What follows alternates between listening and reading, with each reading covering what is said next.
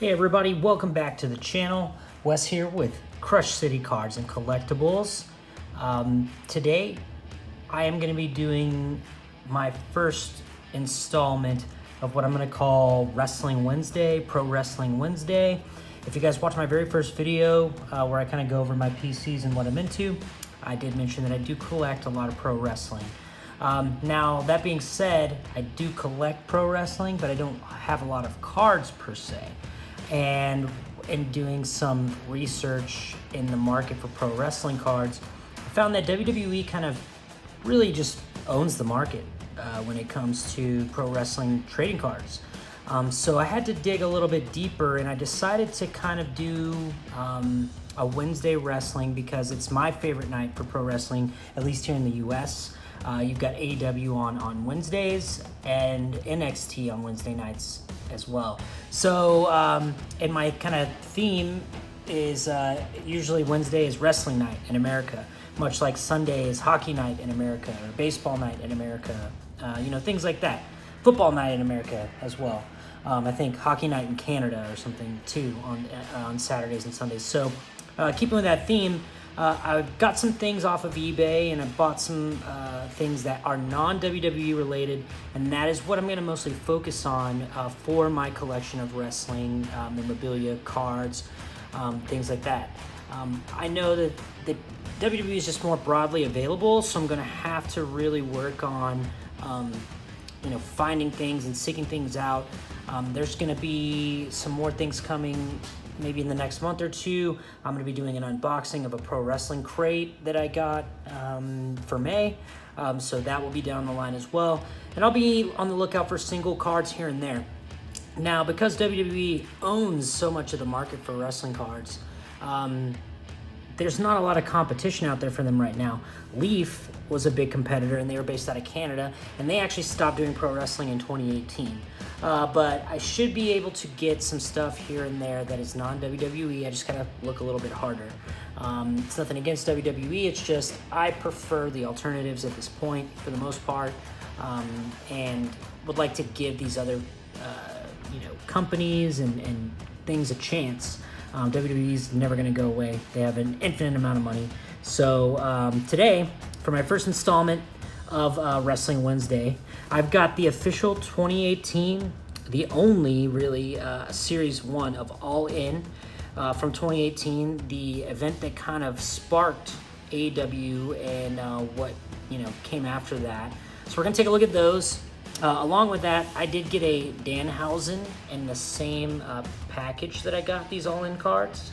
Danhausen, pretty big on the independent scene, but getting a lot of love, and might see him in a more mainstream promotion relatively soon. But I love this card; it's pretty cool. It seems so authentic and unique to his character for sure. And that's what that looks like. So highspots.com is where I got this, and I got the all-in cards. So check them out, and if they would start putting out cards much like this, I'd definitely be interested. So go over to High Spots if you're a pro wrestling fan, especially a non-WWE fan, and see what they have. They have lots of cool stuff. So there's the Danhausen card that I got for purchasing the all-in cards. And then the other kind of series card that I got was a Kenny Omega Leaf. I believe this is 2019, yeah. So this is last year, but this is a 1992 kind of style card from Leaf. It's exclusive to a National Sports Collectors Convention from last year. So this is not numbered or anything, but it's a very, very pretty card, and I thought it was a good card to kind of start out my non-WWE collection. So there's Mr. Omega himself. It's 1992. Obviously doesn't rock that kind of gear as much anymore, but still you could tell he's getting started. Maybe that's the New Japan era, early New Japan, possibly Golden Lovers there. So that's a Kenny Omega that I got as well. So I really like that card, like the way it looks, should fit in nicely. So let's take a look at these all-in cards. Now, these were, easy to track down as far as, what purchasing, but I believe they only made one run of these. So I had to try and find them before, maybe at a decent price. So I did find them at a decent price, and I like that they come in this little kind of card deck thing, so we'll leave that there. And, I believe from what I saw, there are rookie cards, and there's other interesting cards in here. So we'll see what we get. Okay. All right, so let's just take a look here. Now, all right, that looks like Mr. Massa. Yeah, okay, that's the back. So let's turn these guys around. So this is Massa. He is a huge pro wrestling fan based in Japan and really supports them. And it's kind of become a cult-like figure in being the Elite and the Elite series, things like that. So that's Massa. I gotta get to the front of these. Looks like a checklist. Yeah, there we go. There's the checklist for all of these cards in the All-In Series 1. And the fact that they say Series 1 makes me think that they're gonna do a Series 2. So I'm interested. Might not be All-In per se, but should be maybe something coming down the line. Tony Khan, if you're watching. All right, so this here is the I'll Take That bet. So this was the tweet from Dave Meltzer down below that kind of sparked this whole event from All In. And doing that, he didn't think that they could sell out a 10,000 seat show anytime soon. He took it. They obviously destroyed that and started a whole company based on the one show. There's Cody Rhodes, or just Cody here. Best babyface in the biz right now. There's his wife, Brandy. My wife's a fan. And on the back of these, they do have, hometown, the card number, and kind of like an alternate photo. Let's take a look at the Cody one again. There you go. Pretty legit there. All right, there's Mr. Omega himself. One of, if not the most recognizable pro wrestlers on the planet today. One of my faves. Tag team champ in AEW with Hangman right now. There's the back up there from Winnipeg. There's one half of the Young Bucks and an EVP in AEW, Matt Jackson. Cool. His brother Nick and tag partner, also an EVP. Here is Nick Aldis. He's the current NWA World's Heavyweight Champion. Have a great series on YouTube, NWA Power with 3 R's. He does a great job on that show, and he's an incredible world champion. I've really come to like him in that role, so there's Nick there. Take a look in the back. Trying to get everybody in here. All right, there's Stephen Amell. So Stephen Amell, you might know if you watch the show Arrow. He played Oliver Queen, but he's also a huge wrestling fan. And right now I think he's working on a series for Stars that is based in pro wrestling. He's had a couple of matches. He had one with Christopher Daniels at this All-In event, as well as he tagged with Cody Rhodes, or maybe not Cody Rhodes, he tagged with Pac or then Neville to face Cody Rhodes at SummerSlam, probably 2015, 16, something like that. Huge fan of wrestling, super nice guy. Here is Joey Janela. Very cool. The bad boy. AEW superstar. There is his ex-girlfriend, Penelope Ford. She's also now in AEW. A lot of these folks will be in AEW now. They kind of all in, a lot of them use that as a jumping off point. There's Tessa Blanchard, the first ever women's heavyweight champion in North America, if I'm not mistaken. She is the Impact world champion and Impact based in Canada, but the first ever women's world champion in North American history. Of course, if you're familiar with Tully Blanchard, that is his daughter. And there's the back of Tessa there. There is Kazuchika Okada, the Rainmaker himself. Probably the greatest wrestler in the world today, if not top 3. Had a great match with Tetsuya Naito at Wrestle Kingdom back in January. And then there's Kota Ibushi, the Golden Star. Huge star in New Japan Pro Wrestling as well. Had a great match on that show. And one half the Golden Lovers tag team with Kenny Omega. Here is Penta L0M, also known as just Pentagon. Him and his brother Phoenix are tag team, the Lucha Bros. pretty good. There's Ray Phoenix, his brother. Very incredible worker. He's a lot of fun to watch. Here's El Bandito. I believe he is in Ring of Honor now, but great talent out of Mexico. Very, very awesome worker. I highly suggest a lot of these guys if you're interested in watching great matches. A lot of these, especially the Lucha guys, but pretty much anybody in this deck is going to be a very good match to watch. Pretty much with anyone. There's Flip Gordon. Book Flip. Still in Ring of Honor. Former military. There's MJF, the biggest heel in the biz today. Fastest rising star, if you ask him. But what a jerk. And he does it so well. There's Hangman Adam Page, 1/2 AEW Tag Team Champs with Kenny Omega. Probably the next big thing in pro wrestling. Get to know that name. There he is back when he was in Bullet Club. It's really funny. There's Joey Ryan. Joey Ryan just kind of hanging out nowadays. I think he's still doing independent dates.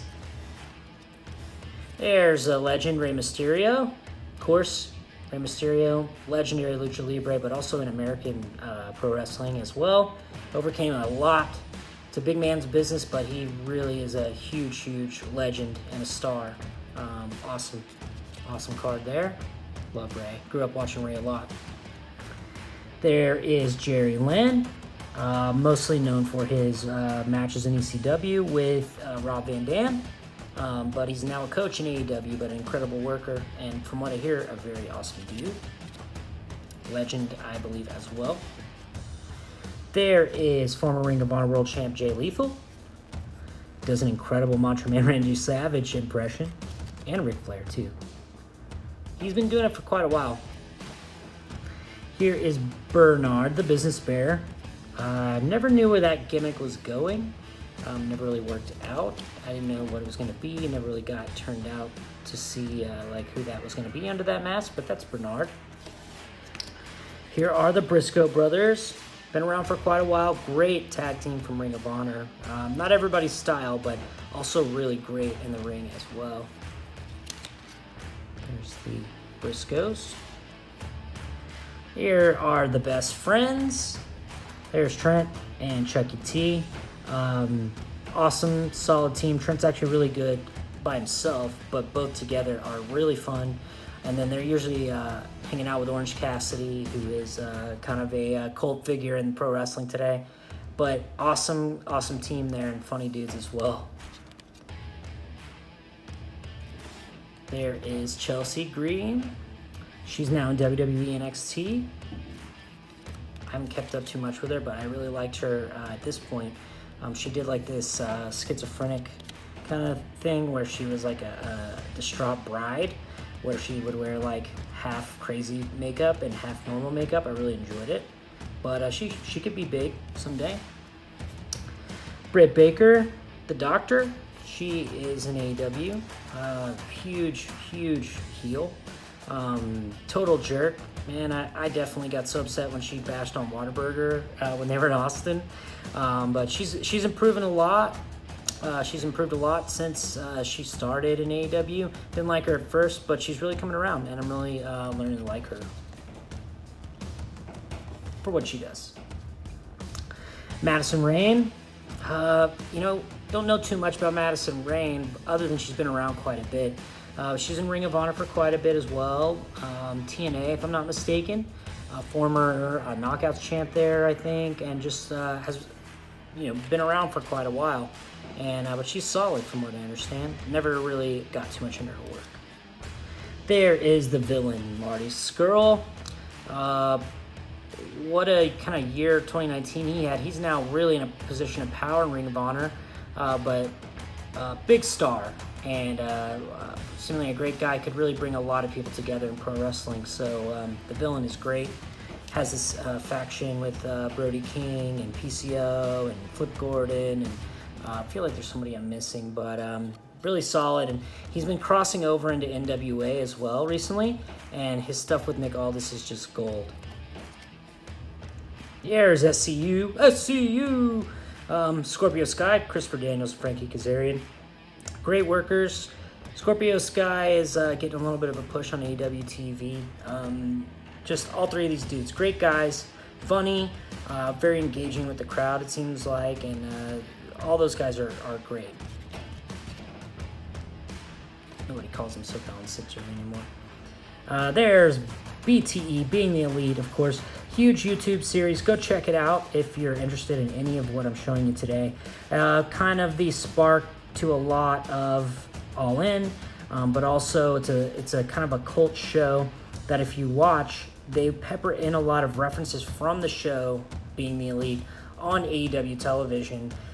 So it really helps you, see these little Easter eggs in both shows, honestly.